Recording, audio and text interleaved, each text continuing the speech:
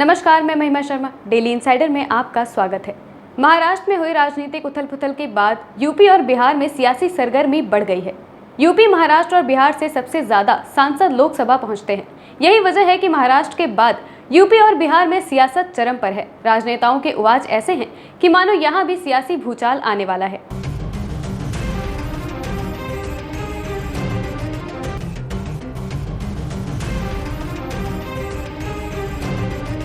उधर महाराष्ट्र के सियासी नाटक का पट्टाशेप अभी हुआ नहीं कि इधर यूपी और बिहार में रंगमंच सजने लगा है।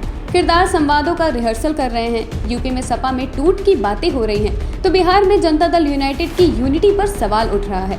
सियासतदानों की बयानबाजी पर अगर गौर करें तो साफ है कि दोनों ही राज्यों में कुछ बड़ा होने वाला है। यूपी में सबसे पहले इस सियासी चिंगारी को जन्म दिया योगी सरकार के मंत्री संजय निषाद ने।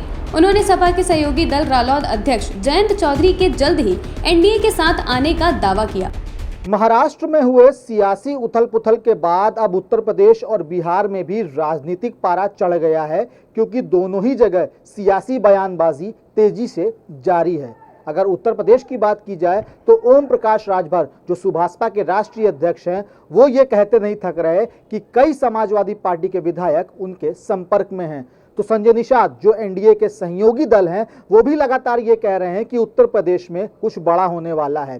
फिलहाल 2024 का लोकसभा चुनाव नजदीक है और उत्तर प्रदेश, जो कि सियासत का केंद्र है, वहां पर ऐसा माना जा रहा है कि राजनीतिक सरगर्मियां बढ़ना तेज हो गई हैं। संजय निषाद के इस बयान के बाद सुभाषपा प्रमुख ओम प्रकाश राजभर ने हवा दे दी। राजभर ने कहा कि सपा के कई विधायक उनके संपर्क में हैं। समाजवादी पार्टी के कई विधायक और सांसद दल छोड़ करके कुछ लोग सरकार के विस्तार में शामिल होना चाहते हैं कि सरकार का विस्तार, उसमें अगर हमको शामिल कर लिया जाए तो शपथ लेते हुए आपको दिखेंगे। कई लोग हैं कि जो लोकसभा का टिकट चाहते हैं, वो दिल्ली से लेकर लखनऊ तक अपना जुगाड़ बैठाए हुए हैं। इस तरह का यहाँ भी वही खेल होने जा रहा है जो महाराष्ट्र में हुआ है। विधायक अगर राजभर के संपर्क में हैं, तो वो उन्हें लेकर किस तरफ ले जाएंगे ये कह पाना मुश्किल है, क्योंकि राजभर ने यूपी में मायावती को गेम चेंजर भी बताया है। बाकी इससे पहले भाजपा से राजभर की नजदीकियों को लेकर भी सुर्खियां बनी हुई थी। अब सवाल ये उठता है कि जो समाजवादी पार्टी के विधायक ओम प्रकाश राजभर के संपर्क में हैं, वो किस तरफ मुड़ेंगे? मायावती की तरफ मुड़ेंगे या फिर भारतीय जनता पार्टी की तरफ मुड़ेंगे? क्योंकि ओम प्रकाश राजभर जिस तरीके से मायावती को गेम चेंजर बता रहे हैं, तो दूसरी ओर उनकी भारतीय जनता पार्टी के मंत्रियों और पदाधिकारियों से नजदीकियां भी बढ़ती जा रही हैं। ऐसे में साफ है कि 2024 का लोकसभा चुनाव कुछ अलग ही मोड़ पे नजर आएगा, क्योंकि जिस तरीके से क्षेत्रीय दल कुछ बड़ा करने का दावा कर रहे हैं, जिसमें ओम प्रकाश राजभर और संजय निषाद शामिल हैं, देखने वाली बात यह होगी कि 2024 के लोकसभा चुनाव में इन दोनों ही दल का क्या रुख रहता है। अगर बिहार की, तो यहाँ भी सियासत चरम पर है। बीजेपी नेता सुशील मोदी ने कहा कि जेडीयू में बगावत की स्थिति है और नीतीश कुमार घबराए हुए हैं। बिहार में भी बगावत की स्थिति बन रही है, क्योंकि नीतीश कुमार ने पिछले 17 साल में कभी भी विधायकों और सांसदों को कभी मिलने के लिए 1 मिनट भी समय नहीं दिया। साल भर लोगों को इंतजार करना पड़ता था। जनता दल में विद्रोह की स्थिति है। कोई भी जनता दल का विधायक सांसद न तो राहुल गांधी को स्वीकार करने के लिए तैयार है और नहीं, क्योंकि नीतीश कुमार ने पिछले 17 साल में कभी भी विधायकों और सांसदों को कभी मिलने के लिए 1 मिनट भी समय नहीं दिया। साल भर लोगों को इंतजार करना पड़ता था। राष्ट्रीय जनता दल के लालू यादव ने तो अपने बेटे को उत्तराधिकारी बना दिया, लेकिन नीतीश जी ने अपने पार्टी के किसी को उत्तराधिकारी बनाने के बजाय राष्ट्रीय जनता दल के नेता तेजस्वी यादव को अपना। बिहार में ऐसा ही होगा। देखिए, बिहार में भी बगावत की स्थिति बन रही है, क्योंकि नीतीश कुमार ने पिछले 17 साल में कभी भी विधायकों और सांसदों को कभी मिलने के लिए 1 मिनट भी समय नहीं दिया। साल भर लोगों को इंतजार करना पड़ता था। अब वो प्रत्येक विधायक सांसद को आधा घंटा समय दे रहे हैं, और विशेष करके जब से नीतीश कुमार ने राहुल गांधी को एक प्रकार से अगली लड़ाई के लिए नेता स्वीकार कर लिया और तेजस्वी यादव को अपना उत्तराधिकारी बना दिया, तब से जनता दल में विद्रोह की स्थिति है। कोई भी जनता दल का विधायक सांसद न तो राहुल गांधी को स्वीकार करने के लिए तैयार है और नहीं तेजस्वी यादव को। और इसलिए, और देखिए, बड़ी संख्या में जो सांसद हैं उनको मालूम है कि उनका टिकट कटने वाला है, पिछले बार 17 सीट मिली थी, यानी क्या इस बार जनता दल को 17 सीट मिलेगी? और इसलिए और आज की स्थिति में 8-10 से ज्यादा सीट मिलने की कोई गुंजाइश नहीं है। तो जो सांसद है उनको भी लगता है कि पता नहीं उनका भविष्य क्या होगा। फिर नीतीश कुमार के बाद जनता दल का कोई भविष्य नहीं है, सारे लोग अपना भविष्य अंधकार में देख रहे हैं और इसलिए एक भागदड़ की स्थिति है। वो जो सांसद है, विधायक है, दूसरे दलों से संपर्क कर रहे हैं, तो इसलिए हम लोगों ने कहा कि भागदड़ की स्थिति है। और नीतीश कुमार अगर अपना ये निर्णय वापस लेते हैं कि उत्तराधिकारी तेजस्वी यादव नहीं होगा तो एक अलग बात है, नहीं तो पार्टी टूट की स्थिति है। और उन्होंने तो यहां तक निर्णय कर लिया है कि जनता दल का विलय कर देंगे राष्ट्रीय जनता दल में। अब वो समय की बात है, उसमें 4 महीना लगता है कि 6 महीना लगता है, और उत्तराधिकारी तो उन्होंने घोषित कर ही दिया है। तो इसी स्थिति में जो खलबली मची हुई है, इससे नीतीश कुमार घबराए हुए हैं। आगे आने वाले दिनों में कुछ भी हो सकता है, कोई इसकी गारंटी नहीं ले सकता है कि जनता दल में कुछ भी नहीं होगा, क्योंकि लोगों का अपना भविष्य अंधकार में दिखाई पड़ रहा है जनता दल के। आप लोगों की तरफ भी आ सकते हैं, आपका कुछ भी हो सकता है। नहीं आ ही सकते। देखिए बड़ी संख्या में लोग हम लोगों के भी संपर्क में हैं, लेकिन अब किसको लेंगे नहीं लेंगे, लेना कि नहीं लेना, बहुत सारी चीजों पर निर्भर करता है। लेकिन कुल मिलाकर एक अस्थिरता का माहौल है, एक जनता दल के अंदर एक उदासी है, लोगों का अपना भविष्य अंधकार में दिखाई पड़ रहा है। उनको लग रहा है कि नीतीश कुमार के बाद क्या होगा। जनता दल तो इस स्वरूप में रह नहीं सकता है। राष्ट्रीय जनता दल के लालू यादव ने तो अपने बेटे को उत्तराधिकारी बना दिया, लेकिन नीतीश जी ने अपने पार्टी के किसी को उत्तराधिकारी बनाने के बजाय राष्ट्रीय जनता दल के नेता तेजस्वी यादव को अपना उत्तराधिकारी घोषित कर दिया है। तो वैसी स्थिति में जिन विधायकों को, सांसदों को लगता है कि अगले चुनाव हम राजद और कांग्रेस के साथ नहीं जीत सकते, और बड़ी संख्या में लोगों को लगता है क्योंकि बिहार में कुर्नी का जो उपचुनाव हुआ या गोपालगंज का जो बाई इलेक्शन हुआ, उसमें जो हार हुई जनता दल आरजेडी की, या मोकामा के बाई इलेक्शन में भी 64,000 वोट मिला भारतीय जनता पार्टी को। तो इस स्थिति में लोग अपना भविष्य अंधकार में देख रहे हैं। फिर नरेंद्र मोदी की बढ़ती हुई लोकप्रियता, और लोगों ने 2014 देखा है कि जब नीतीश कुमार अकेले चुनाव लड़े तो 2 सीट पर सिमट गए, और जो नीतीश कुमार का वोट बैंक है, लव कुश जिसको कहते अति पिछड़ा, वो पूरी तरह से खिसक कर बीजेपी की ओर जा चुका है। तो ऐसी स्थिति में आगे आने वाले दिनों में कुछ भी हो सकता है। तो इसलिए मैंने कहा कि भगदड़ की स्थिति जनता दल के अंदर पैदा हो रही है। नीतीश कुमार का स्वागत करेंगे एनडीए में। सर नीतीश कुमार अगर आ जाए, नहीं देखिए नीतीश कुमार के बारे में तो पहले ही अमित शाह जी ने साफ कर दिया है कि किसी कीमत पर नीतीश कुमार को हम स्वीकार नहीं करेंगे, और सिर्फ वो नाक भी रगड़ेंगे आकर बीजेपी के दरवाजे पर, तो भी बीजेपी कभी नीतीश कुमार को स्वीकार नहीं करेगी। बहुत हो गया, आपको 17 साल हम लोगों ने ढोया, अब बीजेपी नीतीश कुमार को न तो स्वीकार करेगी और नहीं ढोने के लिए और भविष्य में तैयार। ललन सिंह ने ट्वीट किया है कि अगर महाराष्ट्र जैसा बिहार में हो तो क्या प्रतिपक्ष के नेता महागठबंधन में शामिल हो जाएंगे? देखिए मैं कोई ललन जी का कोई बात का जवाब नहीं दूंगा, वो जवाब देने लायक कोई विषय भी नहीं है। कुल मिलाकर अपनी पार्टी को बचाएं, यानी ललन जी बीजेपी की चिंता न करें। बीजेपी तो ऑल इंडिया पार्टी है, अपनी पार्टी को बचाए, अपने विधायकों को, अपने सांसदों को बचाए। जो स्थिति बनी, और सबसे ज्यादा नाराजगी तो ललन सिंह को लेकर जनता दल यू के अंदर जो नाराजगी है, यही ललन सिंह है जिन्होंने लालू से हाथ मिला लिया। पहले लालू को जेल भिजवाया, अब लालू से गलबैया कर रहे हैं।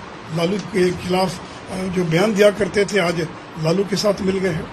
इसलिए जनता दल यू में अगर रिएक्शन है तो नीतीश कुमार से ज्यादा जनता दल के राष्ट्रीय अध्यक्ष ललन सिंह के खिलाफ है।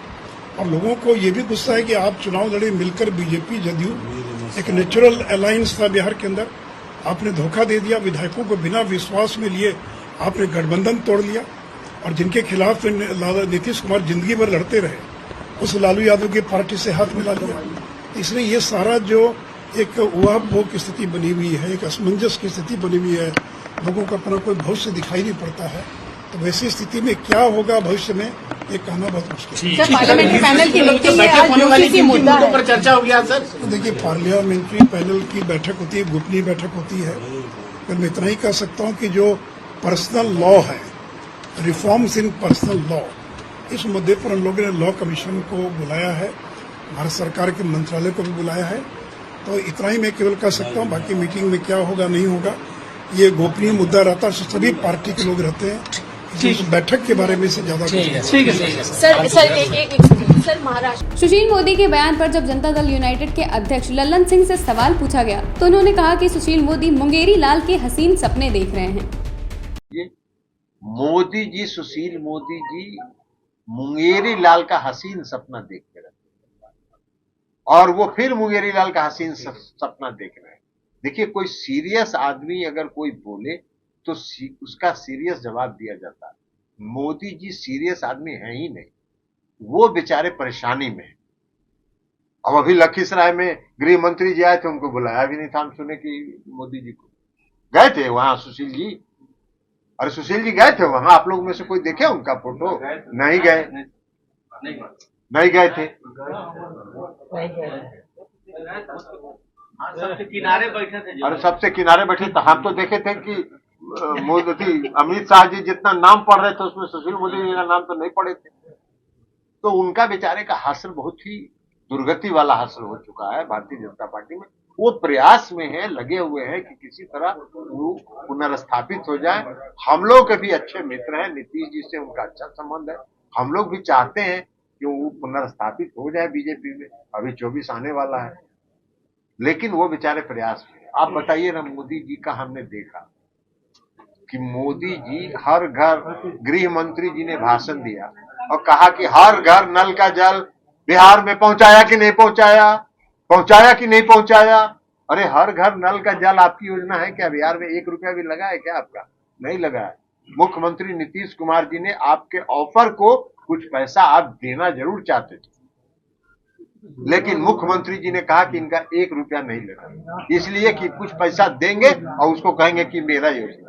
यही काम वो करते रहते।